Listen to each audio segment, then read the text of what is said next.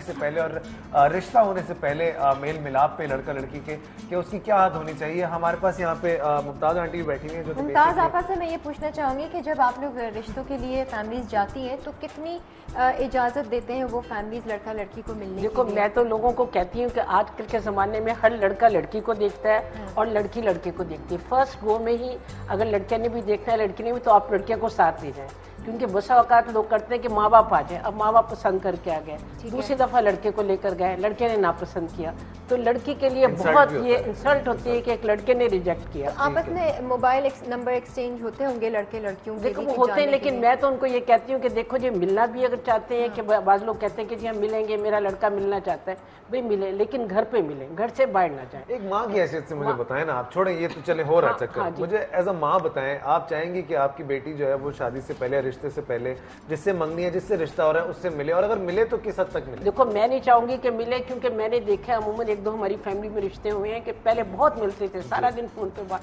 मंगनी से पहले उनकी इतना झगड़ा हुआ कि मंगनी टूट गई। देखिए ना, क्योंकि जब आपकी शादी हो जाती है तो आप एक तरह एक लाइफ के लिए आपने कमिटमेंट कर लिया, तो फिर आप रिश्ता तोड़ते वक्त बहुत जरा सोच समझते हैं, फैमिली वाले भी, लड़के वाले भी, लड़की वाले भी। ठीक है। तो कई दफा पर ये होता है कि लोग कहते हैं जी हमने लड़की की बात कर ली है, और बात कर ली है, लड़का भी बाहर पढ़ने जा रहा है, लड़की भी जा रही है। मैं उनको कहती हूँ देखो, जब लड़का लड़की बाहर जा रहे हैं तो आप शादी करके भेजें, क्योंकि अमूमन जो होता है आप उधर नहीं है, लड़का लड़की मिल रहे हैं तो छदूद क्रॉस कर ली, अच्छा फिर वो फौरन इजीली कोई फैसला कर लेते हैं लड़के, और फिर लड़की के लिए बड़ा मुश्किल हो जाता है। लोग कहते हैं लड़की बाहर गई थी, अच्छा एक लड़के के दिल में भी आता है, इतने दिन लड़की उधर रही, अकेले रही, लड़के के साथ पढ़ती सब कुछ कर रहा होगा वहाँ पे, लेकिन वो ये एक्सपेक्ट नहीं करता कि लड़की वहाँ पे कुछ और करे। कोई ये कहे कि जी अंडरस्टैंडिंग, मैं आपको कहती हूँ मेरी शादी को 48 ईयर्स हो गए, हर 2-4 साल के बाद ये होता है कि नई नई डेवलपमेंट होती है। अंडरस्टैंडिंग तो आखिरी वक्त तक आपको करना, आज तक नहीं है, मुझे प्यार नहीं मिला, प्यार नहीं मिला, नहीं प्यार ही प्यार है, उसके बाद जो प्यार होता है वो ज्यादा प्यार। अच्छा फरा यहाँ पे मौजूद है। फरा, आप एज अ पेरेंट यहाँ पे हैं, तो क्या किस तरह से हम इस मसले को टैकल करें, क्या लगता है आपको? मैं समझती हूँ कि हर माँ, चाहे वो मॉडर्न हो, मिडिल क्लास हो, लोअर क्लास हो, जितने भी जो भी माँ है वो कभी भी ये पसंद नहीं करती है कि उसकी बेटी खुलेआम हर लड़के से मिले। और जैसे कि वैलेंटाइंस पे मैंने देखा आजकल जो रवाज है कि चीज़ें आ रही हैं, गिफ्ट जा रहे हैं, और पार्टीज जो हैं वो स्टार्ट होती हैं 10 बजे से और 12-1 बजे ख़त्म होती हैं। और अगर बच्चों को टोका जाए, बहुत कुछ होता है, वो सब कुछ होता है, लेकिन जिसकी हम बुराई कर रहे होते हैं, तो वैलेंटाइन देखिए वो सब कुछ हमारे यहाँ होता है जिसकी हम बुराई कर रहे होते हैं, और जिस पे हम डिस्कस कर रहे होते हैं कि ये होना नहीं चाहिए, वो हमारे यहाँ सब कुछ होता है, छुप छुपा के होता है, नहीं और बहुत ज्यादा होता है। एज अ मदर हमें पता है कि हमारा बच्चा क्या माओं को पता है कि बिल्कुल माओं को पता है, एब्सोल्युटली 100% माओं को पता है, कुछ नहीं कर सकते। नहीं, ऐसी बात नहीं है, लेकिन इसमें मैं आपको बताऊं कि माहौल है घर का, एक क्लास वो है जिनकी माएँ भी वो सब कुछ कर रही होती हैं, जब उनके माँ बाप कर रहे होते हैं और बच्चे देखते हैं तो वो माइंड नहीं करती हैं। तो शादीशुदा मियाँ के साथ कर रही होंगी ना? नहीं, देखिए शादीशुदा अगर माँ बाप सॉरी टू से अगर वो ड्रिंक कर रहे हैं अपने बच्चों के सामने और बच्चे बॉटल ला के उनको दे रहे हैं, तो बच्चों के लिए ड्रिंक करना कोई प्रॉब्लम नहीं है।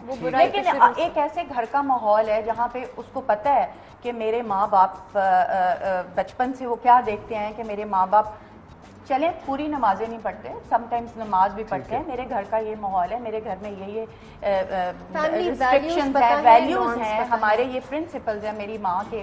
तो बैक ऑफ द माइंड आप बच्चों को कहीं भी भेज दें, पढ़ने के लिए भेज दें, मेरा पर्सनल ओपिनियन है। अच्छे स्कूलों में को एजुकेशन में, मैं खुद को एजुकेशन स्कूल में पढ़ी हूँ, लेकिन जो आपका ब्रॉटअप, जो आपके माँ बाप आपको सिखा रहे होते हैं ना, वो कहीं ना कहीं बच्चे के दिमाग में ज़रूर होता है, और वो सारा डिपेंड करता है आपके घर का माहौल, क्योंकि आप बच्चा जब बड़ा होता है बचपन से लेके जो कुछ वो देख रहा होता है वो भूल नहीं सकता। आपको बचपन की बातें याद रहती हैं, दरमियान का जो पीरियड है वो शायद आप भूल जाए। अच्छा, अभी एक मेरे पास फेसबुक पे मैसेज था, वो इस तरह का था कि शादी से पहले कम से कम आप लड़के को जाने ना जाने, उनके माँ बाप को जानना बहुत जरूरी होता है, क्योंकि एक बाप जिस तरह अपनी बीवी को ट्रीट करता है, बेटा भी अपनी बीवी को वैसे ही ट्रीट करेगा। तो आपको एटलीस्ट ये चीजें जानना बहुत जरूरी है। तो ये कह देना कि बाप उसका बड़ा बदतमीज आदमी है लेकिन लड़का अच्छा है तो कोई बात नहीं, तो वो इट्स अ कंप्लीट पैकेज। आपको ये चीजें भी देखनी चाहिए, न सिर्फ कि लड़का लड़की की कंपैटिबिलिटी। माँ का भी बड़ा रोल होता है कि एक माँ कैसी है। अगर माँ अपने इन लॉज को मिलती है, उनको भी इंट्रोड्यूस कराती है आपके साथ, तो बी केयरफुल के फिर वो उनके बच्चे भी वही कुछ करेंगे। लेकिन अगर एक माँ नहीं आने देती अपने ससुराल वालों को, तो बच्चे उस घर में जाके ससुराल वालों को कोई क्या नहीं करेंगे। अरीबा की हमारे पास कॉल है कनाडा से। अस्सलाम वालेकुम अरीबा।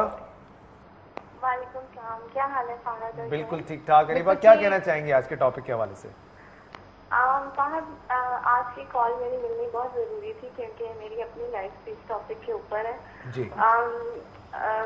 जब मैं 17 की हुई तो मेरे पेरेंट्स ने मेरे लिए यानी रिश्ता वगैरह पाकिस्तान में ढूंढा और शादी के लिए सारा मतलब किया, और इतना किया कि मेरे से पूछने की भी उन्होंने बिल्कुल नहीं कोशिश की। उन्होंने ये सोचा कि शायद हमारी बेटी बहुत छोटी एज की है और उसको अभी इन चीजों के बारे में पता नहीं है, तो रिश्ता तय हो गया सारा कुछ। और जो मेरे इन लॉज थे वो बहुत मतलब काइंड और बहुत नाइस। मेरी मदर जानती थी बहुत देर पहले जब पाकिस्तान में रहते थे, तो वो कहती थी कि ये इतना अच्छा रिश्ता है कि आंखें बंद करके हम, क्योंकि मैं एक ही बेटी हूँ अपने पेरेंट्स की, भाई है मेरे, तो हम कर सकते हैं। तो जब रिश्ता हो गया, शादी हो गई, फिर मैंने अपने हस्बैंड को यहाँ पे बुलाया और यहाँ आने के बाद डे बाय डे मैं इस चीज में रही कि मैं जो चीज जैसे घर में छोटी छोटी बातें, अगर कोई चीज पसंद नहीं है, ये हो रहा है वो हो रहा है, मैंने बहुत कोशिश की उसको सेटल करने की। दूसरी तरफ आहिस्ता आहिस्ता मेरे पेरेंट्स की बुराइयां जो हैं वो शुरू हो गई कि भाई तुम्हारा भाई ऐसा, तुम्हारी माँ ऐसी, तुम्हारा बाप ऐसा। फिर भी मैंने अपने पेरेंट्स से छुपाया क्योंकि मैं नहीं चाहती थी कि ये नहीं चाहती थी कि मेरे हस्बैंड की जो है वो मेरे पेरेंट्स के सामने मतलब बुरा इमेज पड़े। और मैं बड़ा कोशिश करती रही, मैनेज करती रही सारा कुछ। इस चीज में 10 साल गुजर गए जिसमें हम दोनों के मेरा बेटा हुआ और बेटी हुई, लेकिन इस हद तक बढ़ चुका कि मैं मेंटली और फिजिकली टॉर्चर होती रही और मैं अपने पेरेंट्स से छुपाती रही। जब हद हो गई घर में, इस हद तक हो गया कि मतलब हम एक दूसरे को देखते नहीं थे। लेकिन मेरे हस्बैंड जॉब से आते थे, अगर मैं खाने का पूछती थी या कुछ तो जवाब तक देना पसंद नहीं करते थे, जैसे कि रूडली बात करना ये वो। बाद में जब बातें खुली मेरे फैमिली के सामने तो मेरे पे ये ब्लेम हो गया कि इसकी किसी और के साथ अंडरस्टैंडिंग है, ये मेरे साथ नहीं रहना चाहती, इसीलिए ऐसे है वैसे है। इससे जब मैंने अपने पेरेंट्स के सामने, फैमिली के सामने ये पूछा कि 2 बच्चों के बाद मैं ये डिसीजन लूं कि मैं आपके साथ रहना नहीं चाहती, तो ये सबसे बड़ी बेवकूफी होगी। खैर ये बहुत इस हद तक हुआ कि आज मैं अपने घर में अपने बच्चों के साथ, मेरी इस टाइम पे एज मैं 28 की अभी होने वाली हूँ, तो 28 की एज में मैं अपने दोनों बच्चों को अकेले पाल रही हूँ। कोई मेरी केयर करने वाला नहीं है, कोई भी नहीं। अगर मेरे पेरेंट्स है तो वो ये कहते हैं कि तुम्हारी बैड लक थी, यदि बुरी किस्मत की वजह से वो हमने अच्छा किया, सारा कुछ किया।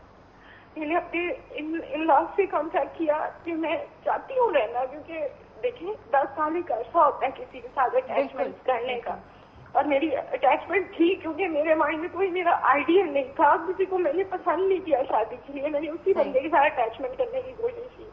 तो मेरे ससुराल वालों ने कहा कि तुम्हें 10 साल बर्दाश्त कर चुके हैं, अब और मजीद बर्दाश्त नहीं कर सकते हैं। और आज ये टाइम है कि मुझे समझ नहीं आती, मैं इतनी मेंटली फिजिकली टॉर्चर हो चुकी हूँ। तो मैं ये कहूंगी कि प्लीज आपकी एक बेटी हो, चाहे मुझे हो, लेकिन इनके फैसले सोच समझ के करे, पूछ के करे और देख के करे। ये नहीं सोचे कि आपकी बेटी की यंग एज है, उसका फ्यूचर क्या हो जाएगा, वो थोड़ी सी बड़ी होगी, उसको यहाँ के तरीके पता चलेंगे। देखिए अच्छी माँ बाप की बेटियां जो होती हैं कभी बुरी राह पे नहीं चलती हैं, चाहे कनाडा हो, चाहे अमेरिका हो, चाहे पाकिस्तान का एक छोटा सा विलेज क्यों नहीं हो।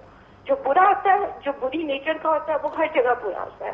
ये कंट्रीज के ऊपर डिपेंड नहीं करता, ये आपकी तरबियत के ऊपर करता है। और तरबियत जो होती है इंसान को कॉन्फिडेंस, आज मेरे में वो कॉन्फिडेंस खत्म हो चुका है, क्योंकि सिर्फ इस वजह से कि मेरे माँ बाप शायद उस टाइम पे मुझसे पूछते या मुझे इतनी एजुकेशन लेने देते कि बाद में आज मेरे पास मैं सिर्फ ग्रेजुएट हूँ, मतलब मैं अगर पढ़ना चाहूँ आगे तो फिर मेरे बच्चों की कौन टेक केयर करे। और बच्चों को किसी दूसरे इंसान के ऊपर मैं नहीं डिपेंड कर सकती कि मैं उनको बच्चे छोड़ूं। मेरे बच्चे इस हद तक हर्ट हुए हैं, इस हद तक कि उनका मेरा तो फ्यूचर जो बर्बाद हुआ था हुआ, मेरे बच्चों का फ्यूचर भी बर्बाद हो गया, उनका कॉन्फिडेंस खत्म हो गया। आज उनके बाप का कोई नाम पूछता है तो वो नहीं बता सकते क्योंकि हम साथ नहीं रहते हैं।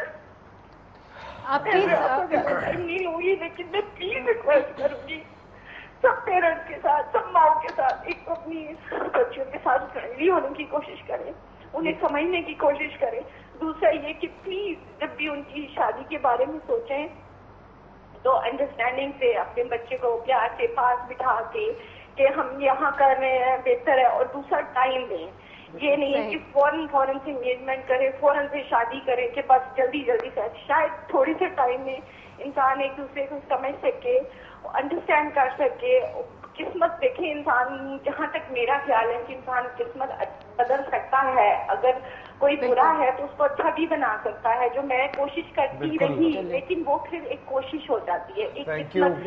ये नहीं आप कह सकते कि हाँ आपका फ्यूचर बिल्कुल ब्राइट हो जाएगा, आप कोशिश करके देखो, कोशिश करके देखो। ठीक है, थैंक यू सो मच। कहना चाहूंगी कि प्लीज आप अपने बच्चों को अंडरस्टैंड करें, उनके साथ बहुत ज्यादा फ्रेंडली नहीं और उनके लिए अच्छे फैसले करें ताकि उनकी जिंदगी सुकून में। आज मैं ये बात कहने को तैयार हूँ कि अगर मेरे ये 2 बच्चे ना होते तो शायद मैं अपनी हर नमाज में अपनी मरने की दुआ करती, क्योंकि जिंदगी में, लाइफ में, दुनिया में मेरे लिए कुछ भी नहीं है। कुछ नहीं, गलत बात है, इस तरह से मायूस नहीं होना है आपने, बिल्कुल हिम्मत रखनी है। ऐसी बहुत सी ऐसी औरतें हैं।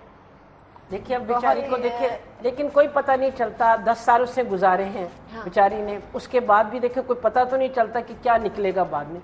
थोड़ा बहुत मैं कहती हूँ अंडरस्टैंड जरूर करना चाहिए, लेकिन उसके बावजूद भी एक शादी एक जुआ है, मैं तो बिल्कुल किस्मत बहुत बड़ी चीज होता है, किस्मत हालात ठीक भी हो जाते हैं, हालात बहुत खराब भी हो जाते हैं। लेकिन इनकी बात सुनने के बाद एक पॉइंट नोट कीजिए कि बच्चियों का पढ़ना बहुत जरूरी है। देखिए सबसे इम्पोर्टेंट चीज़ ये है कि बच्चियाँ इतनी कॉन्फिडेंट हों कि बाद में वो जिस तरह से ये रो रही हैं और जिस तरह अपने ऊपर इनको तरस आ रहा है, ये नहीं होना चाहिए। आप बच्चियों की ट्रेनिंग ऐसी करें एटलीस्ट कि वो अपने आप को संभाल सकें और उनको पता हो कि हमारे साथ अगर ये होने वाला है तो हम उसको किस तरीके से हैंडल करें। लेकिन मैं बताऊं, माँ बाप का सपोर्ट बहुत जरूरी है। फिर आप कहते हैं कि जब बच्चियां पढ़ने चली जाती हैं तो लड़के कहते हैं कि ये वहाँ पढ़ रही होगी, ऐसा नहीं है। बहुत सारे लड़के ये भी कहते हैं कि लड़की कहाँ की पढ़ी हुई है, क्या इसकी। अभी ब्रेक की तरफ हम जाएंगे, लेकिन अरीबा से मैं सिर्फ एक बात कहना चाहूंगा कि अभी इतनी देर नहीं हुई